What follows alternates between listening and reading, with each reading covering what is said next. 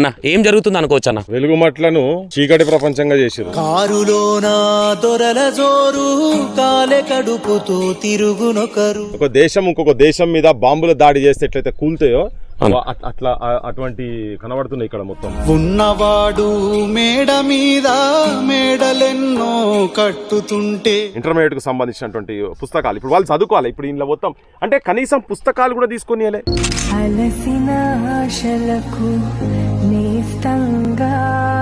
కేటీఆర్ వచ్చి ఇక్కడ చాలా ముచ్చట్లు చెప్పిపోయింది కదా. ఇగో నీ పార్టీకి దగ్గర బొచ్చడ పైసలు ఉన్నాయి, ఇల్లీగల్ గా సంపాదించిన బొచ్చడ పైసలు ఉన్నాయి కదా. ఒక 100 కోట్ల రూపాయలు నువ్వు వీళ్ళకి ఇమీడియట్ గా వీళ్ళకి ఎంత మంది అయితే ఇక్కడ ఇల్లు పోయినాయో ల్యాండ్ ఇక్కడ తీసి నువ్వు కట్టిపి. ఆ పొంకరాల మాటలు మాట్లాడదు ఉట్టిగానన్నా. ఇగో ఈ దుర్మార్గుడు వచ్చి ఇక్కడ గడియారాలు ఇచ్చి వాళ్ళ బతుకు ముళ్ళు బంద్ చేసి పడేసిండు. కాదన్నా ఇప్పటి వరకు రేవంత్ రెడ్డి గారు దీని వెనక ఉన్నారు అనుకోవచ్చా? అరే రేవంత్ రెడ్డి లేనిది ఎట్లా జరుగుతుంది?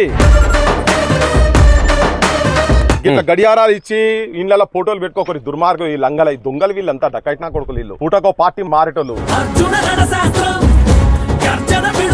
చల్ నీ అమ్మ ఇంత దరిద్రం జరుగుతుంది, నాకు ఈ పదవి దరిద్రమైన పదవి ఇది, ఈ శవాల మీద నేను రాజకీయం చేసాడు ఎక్కడ అని చెప్పి రాజీనామా తీసి ఆ స్పీకర్ ముఖాన కొట్టి వచ్చినాడు. ఒక్క మొగోడున్నాడా? హాయ్ హలో వెల్కమ్ టు ఇనే 6 టీవీ. నేను మీ సంతోష్ అండ్ మనతో పాటు పృథ్వీ అని ఉన్నారు. మనం ఖమ్మం వెలుగుమట్ల గ్రామంలో ఉన్నాము. ఏదైతే నేలమట్టం చేశారో ఇక్కడ 3-4 రోజుల నుంచి బాగా వైరల్ అవుతా ఉన్నది. అసలు ఇక్కడ ఎందుకు చేయాల్సి వచ్చింది, అసలు ఏం జరుగుతూ ఉంది వెలుగుమట్ల గ్రామంలో ఒకసారి పృథ్వన్నతో మాట్లాడే ప్రయత్నం చేద్దాం. అన్న ఏం జరుగుతుంది అనుకోవచ్చు అన్న? వెలుగుమట్లను చీకటి ప్రపంచంగా చేసిరు. మనం లాస్ట్ టైం ఇక్కడికి వచ్చినప్పుడు రాత్రి పూట వీళ్ళు కరెంటు లేకుండా చిన్న చిన్న పిల్లలు బడి పిల్లలు మాకు బడికి పోతే టీచర్ కొడుతున్నారు, ఎందుకంటే హోంవర్క్ చేయలేకపోతున్నాం. హోంవర్క్ ఎందుకంటే మాకు కరెంట్ లేదు అని. ఏమన్నా వెలుతురు ఇస్తారేమో కరెంట్ ఇస్తారేమో అంటే ఉన్న నీడని కూడా లేపి పడేసారు. ఎంత దుర్మార్గమైనటువంటి పాలన ఇదికో. ఒక విధ్వంసము ఒక దేశం ఇంకొక దేశం మీద బాంబుల దాడి చేస్తే ఎట్లయితే కూల్తాయో అట్లా అటువంటి కనబడుతున్నాయి ఇక్కడ మొత్తం. స్లాబ్ల కాడికెళ్ళి ఎంత దుర్మార్గంగా గులగొట్టిరు. ఇండియా పాకిస్తాన్ మధ్యలో ఏదో జరిగినట్టు అనిపిస్తా ఉందా? అదే చెప్తున్నా కదా. ఇప్పుడు మన ఇజ్రాయిల్ పాలస్తీనోడు ఇజ్రాయిల్ మీద ఒక దేశాలకు మధ్యలో జరిగినప్పుడు, ఇప్పుడు రష్యా యుక్రెయిన్ మధ్యలో జరిగిన ప్రభుత్వ భూమిలో పేదలు కటిక పేదరికంలో ఉన్నటువంటి వాళ్ళకి ఇచ్చినటువంటి భూదాన్ ట్రస్ట్ వాళ్ళు ఇచ్చినటువంటి భూములల్లా వాళ్ళు కట్టుకొని దాదాపు ఇప్పుడు 2014 నుంచి ఇక్కడ ఉన్నారు వాళ్ళు ఉంటున్నారు. ప్రభుత్వాలకు మనం ఇంతకుముందు చూపించినాం, ప్రభుత్వాలకు వాళ్ళకు ట్యాక్సుల రూపంగా కట్టినవి చూపించినాము. వాళ్ళు ఆంధ్రప్రదేశ్ ప్రభుత్వం ఉన్నప్పుడు ఇచ్చినవి చూపించినాము. భూదాన్ భూమి నుంచి కూడా ఇచ్చినట్టుగా కూడా పేపర్స్ ఉన్నాయి కదా. అప్పుడు ఆంధ్రప్రదేశ్ ఉండే, అప్పుడు ఇచ్చినటువంటి కాగితాలు ఉన్నాయి వాళ్ళ దగ్గర. ప్రభుత్వానికి ట్యాక్సులు కట్టినవి ఉన్నాయి. కలెక్టర్ ఆఫీస్ ఎప్పుడైతే ఇక్కడికి వచ్చిందో వీళ్ళ కళ్ళు మండినాయి. అరే గింత మంచి భూమి గీ బిచ్చగానలు ఎక్కువ గివిళ్లకు అవసరం ఆరా నాయన అని చెప్పని పాషి పనులు చేసేటోళ్ళు, కూలి పని చేసేటోళ్ళు, హమాలీల పనులు చేసేటోళ్ళు, గిటువంటి బండ్లు నెట్టుకుంటా బండ్లు పోయి పండ్లు అమ్ముకునేటోళ్ళు, ఉల్లిగడలు అమ్ముకునేటోళ్ళు, గవాళ్లకు గీ భూమి ఆరా అని చెప్పని కన్ను పడ్డది ఇక్కడ ఉన్న వాళ్ళందరికీ. అంత గత ప్రభుత్వంలో ఉన్నటువంటి పువ్వాడ అజయ్ కావచ్చు, ఇప్పుడు పొంగిలేటి శ్రీనివాస్, ఇక్కడ ఉన్నటువంటి 3 మంత్రులు వీళ్ళ బాస్ అయినటువంటి రేవంత్ రెడ్డి, రజాకార్ రేవంత్ రెడ్డి. ఇప్పుడు రజాకార్లు విధ్వంసం చేస్తే ఎట్లున్నదో మళ్ళీ గదే ఉన్నది ఇక్కడ కనబడదు. మొత్తం చూస్తా ఉంటే ఆ విధంగా అనిపిస్తా అదే విధ్వంసం కదా. ఇప్పుడు అప్పుడు కూడా వాళ్ళు గ్రామాల మీద పడి ఎట్లయితే జనాలను హింసతోటి హింసించి మానసిక హింస చేసి ఆ బడి బాదారు నుంచి వాళ్ళు ఎట్లయితే బరివాతల బతుకమ్మలు ఆడిపించినట్టు ఇవాళ వాళ్ళని పాపం నిజంగా కూడా వాళ్ళ బతుకులు బరివాతల చేసి ఆడ పోయి అంబేద్కర్ కాడ చెట్టుకోరు పుట్టకోరు అయిపోయి మొత్తం వాళ్ళ కుటుంబాలు అంతా ఎక్కడెక్కడ శిథిలం అయిపోయి మరణాతీతం. చాలా అసలు వాళ్ళతోని మాట్లాడితే అసలు మాట బయటకు వస్తలేదు. అసలు ఇంత ఘోరంగా ఉంటుందా, గింత అన్యాయం ఉంటుందా ఈ భూమి మీద పుట్టినంత?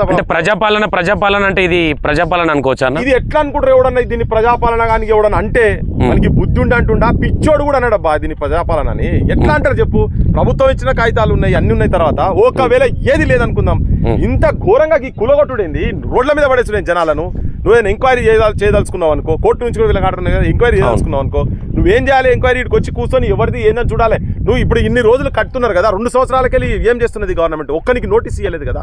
ఆయన చెప్తున్నాడు ఇల్లు కట్టుకున్నాను చెప్తున్నాడు, 18 లక్షలు పెట్టి అమాలి పని చేసి, అయ్యా నా బొక్కలని అరిగిపోయినాయి, నెత్తి మొత్తం ఇట్లా చూడు, నా నెత్తి మొత్తం పుండైంది, బొక్కలు అరిగినాయి, భుజాలు అరిగినాయి, ఇప్పుడు ఏం పని చేయాలి నేను? ఇంత కష్టపడి ఏంది బస్తకు 7 రూపాయలు 8 రూపాయలు మోసి నేను ఇట్లా కళల ప్రపంచం కట్టుకున్న తర్వాత దాన్ని గులగొట్టిన దగ్గర అన్ని పర్మిషన్లే దాన్ని గులగొట్టినావు. మరి దీన్ని ప్రజా ప్రభుత్వం అంటావా, పైశాచిక ప్రభుత్వం అంటావా, పైసల ప్రభుత్వం అంటావా, ఏమంటారు చెప్పండి ఇప్పుడు జనాలు?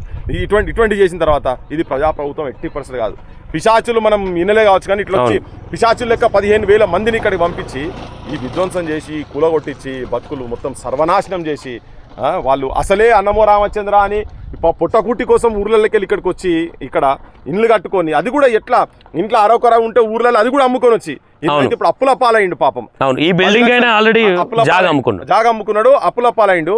ఇప్పుడు ఇది కూలగొట్టగానే వాళ్ళ అప్పులలో ఫోన్ చేస్తున్నట్టు, అరే ఆడిపోతున్నావు ఇక్కడ ఏంది అని చెప్పని ఇదొక ఎంబడబడుతుంది. నేను ఏం చేయాలి నాకు అర్థమైతలేదు.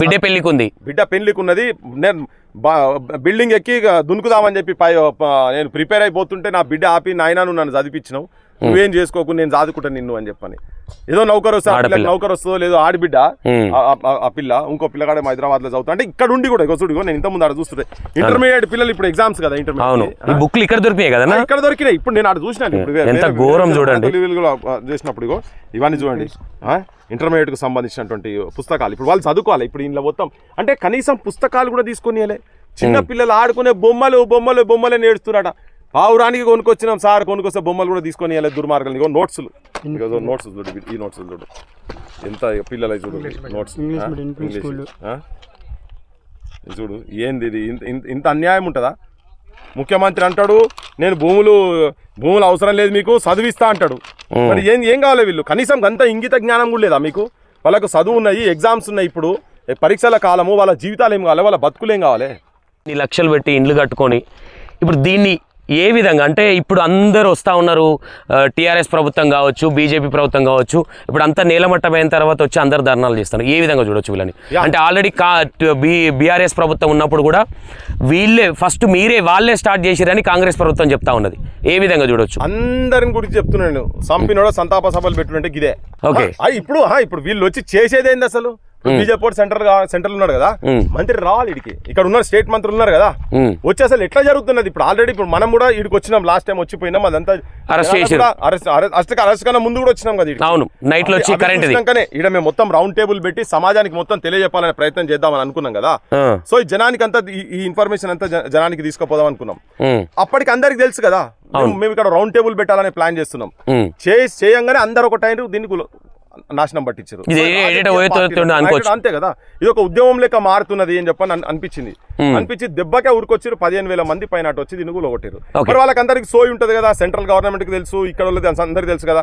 కేటీఆర్ కు గత 10 ఏళ్ళు వాళ్ళు గవర్నమెంట్ ఉన్నప్పుడు ఇది కంట్లో కనిపించలేదా? వాళ్ళు ఎందుకు రెగ్యులరైజ్? అప్పుడు పట్టాలు ఇస్తే అయిపో కదా, అప్పుడు పట్టాలు ఇస్తే కథం అయిపో పట్టాలు. అప్పుడు వాళ్ళు అప్పుడు పట్టాలు కాదు, వీళ్ళు ఇచ్చారు, భూదానులు మొత్తం ఇచ్చారు, వీళ్ళు ట్యాక్స్ కూడా కట్టుకున్నారు. అంటే జిహెచ్ఎంసీ నుంచి కూడా పర్మిషన్ లీగల్ అన్నట్టే కదా. వీళ్ళు కావాలని ఏంటంటే ఎప్పుడైతే కలెక్టర్ ఆఫీస్ ఇక్కడ పడే వరకు ఈ భూముల మీద ఆశ పడి వీళ్ళు దీన్ని ఎట్లైనా చేసి దీన్ని తీసుకోవాలనే ప్రయత్నం చేశారు కదా. నేను ఏం చెప్తున్నా అంటే ఇప్పుడు నేను కేటీఆర్ వచ్చి ఇక్కడ చాలా ముచ్చట్లు చెప్పిపోయింది కదా. మా నాయన చెప్పిండు ఇక్కడ, నేను మా నాయన ముచ్చట చెప్తున్నా, మీకు అదే జాగాలో పెడతా, అదే జాగాలో మీకు ఇల్లు కట్టిస్తా అని మా నాయన చెప్పమన్నాడు, కేసీఆర్ చెప్పమన్నాడు అని చెప్పని ముచ్చట చెప్పాడు. కేటీఆర్ చెప్తా ఉన్నాడు, కేటీఆర్ చెప్పిండు, కేసీఆర్ చెప్పిండు అని కేటీఆర్ ఇక్కడికి వచ్చి చెప్పిండు. ఇగో నీ పార్టీకి దగ్గర బొచ్చడ పైసలు ఉన్నాయి, ఇల్లీగల్ గా సంపాదించిన బొచ్చడు పైసలు ఉన్నాయి కదా, ఒక 100 కోట్ల రూపాయలు నువ్వు వీళ్ళకి ఇమీడియట్ గా వీళ్ళకి ఎంతమంది అయితే ఇక్కడ ఇండ్లు పోయినాయో వాళ్ళు 100 కోట్లు పెట్టి నువ్వు ఇక్కడ ల్యాండ్ ఇక్కడ తీసి నువ్వు కట్టిపి. అవన్నీ వచ్చి ఇక్కడ పొంకనాల మాటలు మాట్లాడదు ఉట్టిగానన్న. మీ దగ్గర ఉన్నాయి బొచ్చడు ఉన్నాయి కదా, మీ ఫామ్ హౌస్ ఒక ఫామ్ హౌస్ అమ్మితే వీళ్ళు మొత్తం అందరు ఇండ్లు అవుతాయి. నువ్వు నిజంగా నిజాయితీ పరం అయితే పని చెయ్యి. ఇవన్నీ ఉట్టి వచ్చే డైలాగ్ కొట్టుడు కాదు, ఈ సింపతి కోసం వచ్చినట్టు. అరే ఇవన్నీ ఫోటోలు పెట్టుకుంటే మనోళ్ళకి ఏముంటుందో మళ్ళీ ఇల్లు కట్టిస్తాను మళ్ళీ సపోర్ట్లు కొట్టుకుంటారు. ఇగో ఈ దుర్మార్గుడు వచ్చి ఇక్కడ గడియారాలు ఇచ్చి వాళ్ళ బతుకు ముళ్ళు బంద్ చేసి పడేసిండు. ఇది నడచలేదు కదా, ముళ్ళు పావుదో కారు దగ్గర 5 దగ్గర ఆగింది కదా, వాళ్ళ జీవితం ముళ్ళు కారు దగ్గర ఆగింది, ఆ పావుదో కారు దగ్గర ఆగింది కదా. వాళ్ళు ఇప్పుడు వాళ్ళ బతుకుల మీద మన్ను పోసి వాళ్ళ జీవితాల ముళ్ళు ఆపేసిండు. ఇక గివి చూసి ప్రెస్ మీట్ పెట్టేదో నీతి వ్యాఖ్యలు ఏదో చెప్తా ఉన్నారు. అదే ప్రెస్ మీట్ పెట్టి అంటే రెండు మాటలు మాట్లాడి నాకు అసలే తెలియదు అని చెప్పని పెదవంశులు పోతే చెప్పిండు. మా పాసింగారి సభా సెంటర్లు పోతే నాకు అసలే తెలియదు అని చెప్పిండు. మళ్ళీ తర్వాత ఏం చెప్తాడు, అది భూదాన్ భూమే కరెక్టే, ఇప్పుడు అయినా కానీ మేము ఈ వేరే దగ్గర డబుల్ బెడ్రూమ్ ఇస్తామని, అరే నియమం నువ్వు విన్నావు, ఇచ్చిండ్రు, కట్టుకున్నారు, ఇప్పుడు లక్షల రూపాయలు పెట్టి వీళ్ళు కట్టుకున్నారు కదా, దానికి సంబంధించినటువంటి పైసా కూడా పెట్టుకొని కట్టిరు కదా, ఆ పైసలు ఓడిస్తాడు. నీ డబల్ బెడ్రూమ్ నెత్తిలో కొట్టుకుంటుంది వాళ్ళకి ఇచ్చిన భూమే కదా. ఇప్పుడు 62 ఎకరాల భూదాన్ భూమి ఉంటే ఆల్రెడీ 30 ఎకరాల పైన 31 ఎకరం మొత్తము వాళ్ళు ఆల్రెడీ కొంతమంది రియల్ ఎస్టేట్ కబ్జాలు చేసుకున్నారు. 62 ఎకరాలు అయితే 31 ఎకరం ఆల్రెడీ కబ్జా చేసేసారు వాళ్ళు. ఓకే, కోర్టు ఆర్డర్ ఉన్నాక కాంపౌండ్ వాల్ పెట్టిండు.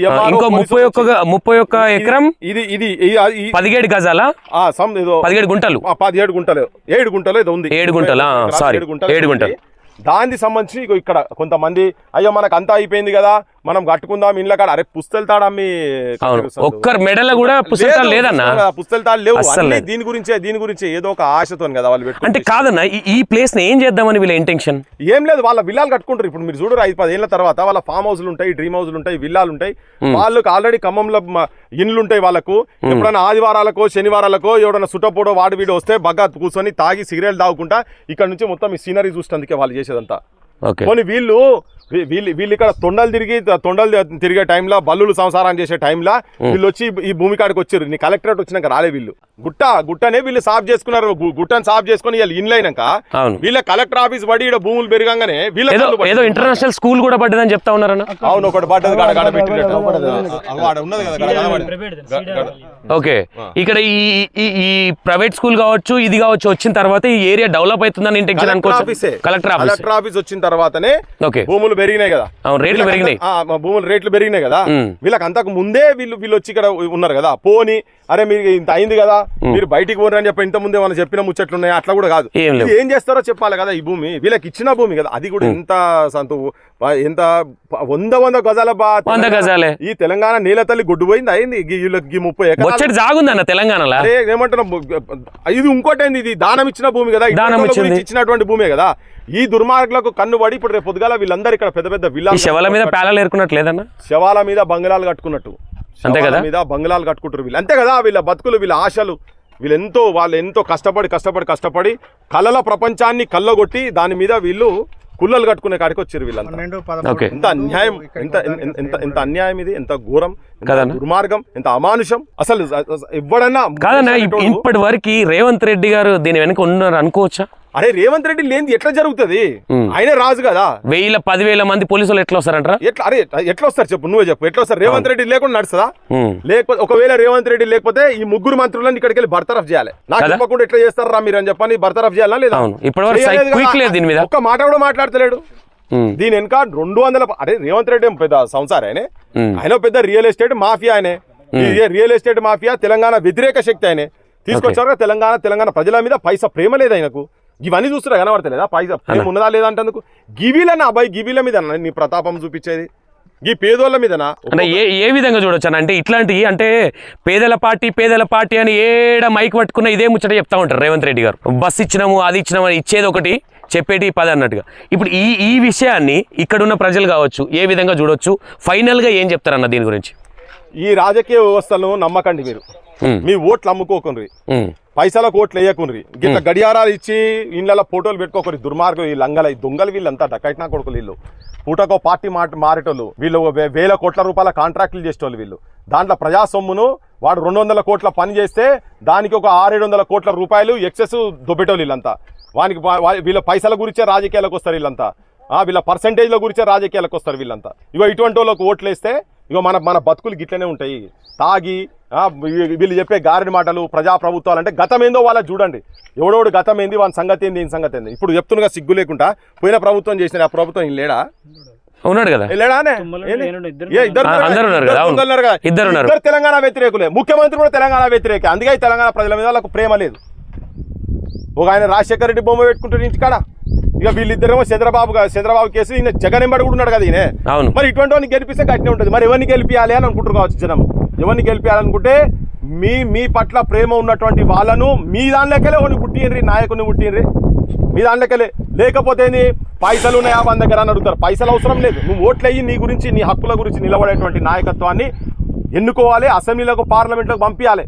మీ బతుకుల మీద, మీ శవాల మీద పైసలు ఏరుకొని తానే తందన ఎగరేటోళ్ళని కాదు. ఇటువంటి చెత్త నా కొడుకులను చేయొద్దు. వీళ్ళు మనుషులు కాదు, వీళ్ళు నరరూప రాక్షసులు. వీళ్ళు ఈయన నాయకుడు రేవంత్ రెడ్డి చిన్న పాపను కూడా చంటి పాపను కాలుతో తన్ని చంపితే వాని మీద కేసు కూడా పెడతలేరు, కాపాడే ప్రయత్నం చేస్తున్నారు. తప్పుదారి పట్టించే ప్రయత్నాలు అయితే జరుగుతున్నాయి, కాపాడే ప్రయత్నం చేస్తున్నారు కదా, దోషులను కాపాడే ప్రయత్నం చేస్తున్నారు, శిక్షించుడు పక్కకు పెట్టి.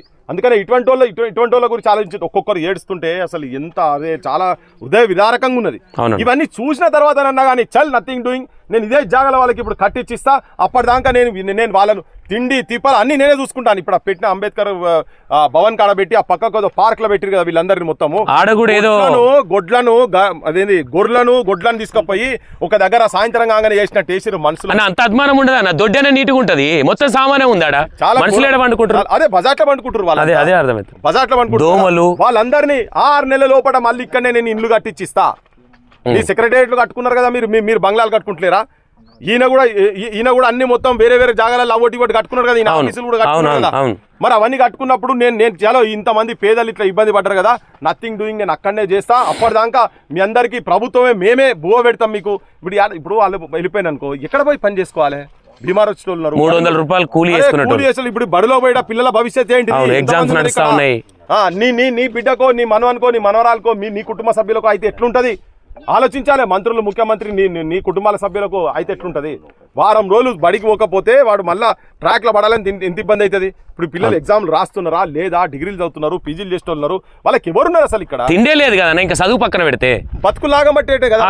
హంతకులు మీరు, జీవితాలను నాశనం చేసినటువంటి హంతకులు ఈ ప్రభుత్వం. ఆపోజిషన్ పార్టీలు కూడా నేను చెప్తున్నా, వీళ్ళందరూ కలిసి ఉన్నారు. లాస్ట్ టైం ఇక్కడికి వచ్చినప్పుడు చెప్పారు, జనమే చెప్పారు, సిపిఐ వాళ్ళు ఉన్నారు, సిపిఎం వాళ్ళు ఉన్నారు, బీజేపీ వాళ్ళు ఉన్నారు, కాంగ్రెస్ వాళ్ళు ఉన్నారు, అందరూ బీఆర్ఎస్ వాళ్ళు ఉన్నారు, అందరు కలిసే సార్ మా మీద కక్ష కట్టిరని. వీళ్ళందరికీ వాటాలు పోతాయి. పాపం కొంతమంది తెలియక ఈ కింది లెవెల్లో ఉన్నటువంటి వాళ్ళు వచ్చి జై జిందాబాద్ జెండాలు వేసుకొని నినాదాలు చేస్తా ఉన్నారు. వాళ్ళు ఉట్టే పాపం వాళ్ళకి ఏం తెలియదు. అసలు మొత్తం పైన ఉన్న వీళ్ళందరూ వీళ్ళందరూ ఒకటే, ఈ దొంగలందరూ ఒకటే. 1 ఎకరం 2 ఎకరాలు ఆడైతే అన్న ప్రజల శత్రువులు అంటే వీళ్ళు ఎక్కడ పోయినా కానీ వీళ్ళందరూ ఒకటే అని చెప్పదలుచుకున్నాను నేను. ఇప్పుడు ఉన్నటువంటి వాళ్ళంతా. అందుకే నూతన రాజకీయ వ్యవస్థ తెలంగాణ యువతరం తరఫుకి వెళ్ళి రావాలి. నిజమైన తెలంగాణ ముద్దు బిడ్డలు వస్తే తెలంగాణ అమరుల ఆత్మసాక్షిగా వాళ్ళ ఆత్మగౌరవాన్ని రక్షించేటువంటి మనస్తత్వం ఉన్నటువంటి వాళ్ళను జనం ఆదరిస్తే తప్ప దీనికి పరిష్కార మార్గం లేదు లేదు లేదు. ఇంత జరుగుతుంటే, ఇవన్నీ జరిగి ఏడుపులు ఇవన్నీ జరుగుతుంటే కూడా ఒక్కనికి కూడా కనికరం లేదు కదా. ఒక్కడు కూడా చల్ నీ అమ్మ ఇంత దరిద్రం జరుగుతుంది, నాకు ఈ పదవి దరిద్రమైన పదవి ఇది, ఈ శవాల మీద నేను రాజకీయం చేసుడేంద్ర నాయన, వీళ్ళ బతుకుల మీద రాజకీయం చేసుడు ఎక్కడి అని చెప్పి రాజీనామా తీసి ఆ స్పీకర్ ముఖాన కొట్టి వచ్చినాడు. ఒక్క మొగోడున్నాడా? అందరు దొంగలే కదా, మొత్తం దొంగలు, అన్ని పార్టీలో దొంగలు. ఈ కమ్యూనిస్టులు కూడా, ఇప్పుడు ఖమ్మం అంటే కమ్యూనిస్టులు కదా, ఈ కమ్యూనిస్టులకు ఏం కావాలి? టికెట్ ఇస్తారా, ఎమ్మెల్సీ ఇస్తారా, ఎంపీటీసీలో టికెట్లు ఇస్తారా, జెడ్పీటీసీలో టికెట్లు ఇస్తారా, కాంట్రాక్ట్లు ఇస్తారా? ఈ అమ్మాయిల వీళ్ళు మనుషులు, వీళ్ళు ఉద్యమాలు ఎన్నో మర్చిపోయారు. వీళ్ళు రాజకీయ బ్రోకర్లు, వాళ్ళందరూ కలిసి జనాన్ని నాశనం పట్టించేస్తున్నారు. చూసిన తర్వాత అనిపిస్తున్నది నాకు, రావాలి కదా వీళ్ళు. ఎమ్మెల్యే ఉన్నాడు కదా ఇక్కడ, ఆయన ఉమ్మడి ఖమ్మంకి వెళ్ళి ఉన్నాడు కదా, ఆయన అందులో కలిసిన ఆయనే కదా, తీసి ముఖాన వారేసి రావాలి కదా. నువ్వేంద్రా నీ పదవేంద్ర చల్ అని చెప్పని రావాలనా లేదా? ఎవరి గురించి? ఉండదు కదా. అందుకనే వీళ్ళందరూ ఒకటే అని చెప్పదలుచుకున్నాం. మొత్తం ఈ రాజకీయ వ్యవస్థ మొత్తం ఒకటే ఉన్నది. దీనికి మార్గం ఒకటే, ప్రత్యామ్నాయ మార్గం అది ఒక్కటి తప్ప. యువతరం వచ్చి బయటకు వస్తే తప్ప దీనికి ప్రత్యామ్నాయ మార్గం లేదు. రైట్ అన్న, థ్యాంక్ యూ అన్న.